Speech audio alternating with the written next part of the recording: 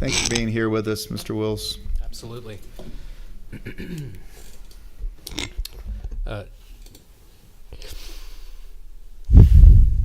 Chairman and members of the committee, my name is Chuck Wills, and I'm here today as a survivor of abuse by Pete Newman, the same perpetrator who abused Trey Carlock, for whom this bill is named after, while we were both at Kanakuk camps.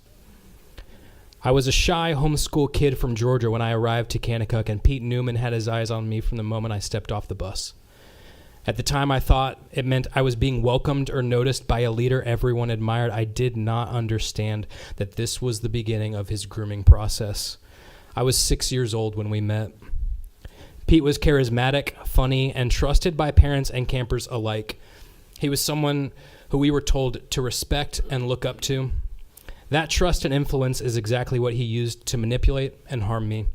The CEO and president of Kanakuk Camps, Joe White, has said Pete had a Bible study called Iron Man. He had countless kids in that, and I was one of those kids. As a part of this study, I would send Pete monthly letters answering his prompts with the goal of being rewarded at camp the following summer.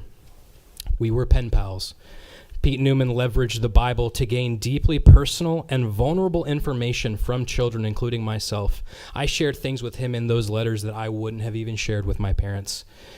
Pete used his power to take control of situations. This included being present in private spaces where he should not have been. It included intimate conversations in Bible study settings that crossed age-appropriate boundaries regarding sexuality. And during my last summer as a camper at AK Country, it resulted in Pete getting violent with me. I was 10 at the time. For many survivors, the abuse itself is only the beginning of the story.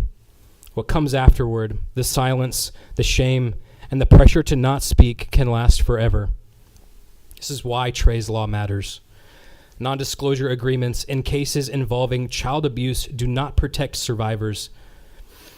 They protect institutions like Kanakuk. They protect reputations like Joe White, the board, their associates. NDAs protect abusers and the systems that allowed them to access children in the first place. When survivors are forced into silence, the truth stays buried. Other families remain unaware of the risks, and survivors are left to carry their stories alone.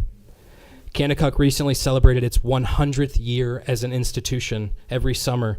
Thousands of children between the ages of 6 and 18 attend its camps. Yet much of the leadership that was in place when I and many survivors attended remains in place today.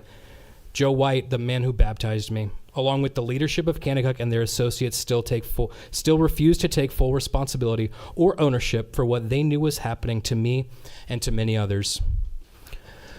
We are here today because currently the ego and greed of men outweigh the harm being done to children. But it is a new day here in Georgia. I would like to take a moment to recognize that some of the people closest to me are going to be hearing my story, this part of my story, for the first time through this testimony. But telling the truth and pursuing justice matters more than remaining silent. I spent the majority of my 20s working at North Point Ministries, where my focus was to help create environments where students would be safe. And processing this trauma, it's become more and more clear that I did this to provide something for the youth in my community that I was not given, and that was safety. The truth is, our children deserve better. Trey's Law helps bring a little more of that truth and justice here to earth. As Moses says, be sure your sins will find you out. This bill does not force anyone to speak. It simply ensures that survivors cannot be legally silenced. And 3 weeks ago, the Georgia House passed this bill unanimously. That vote sent a powerful message. Protecting children and supporting survivors is not a partisan issue. It is a human one. I respectfully ask this committee to advance Trey's Law so that survivors are never forced into silence. Thank you for your time and for considering this important legislation.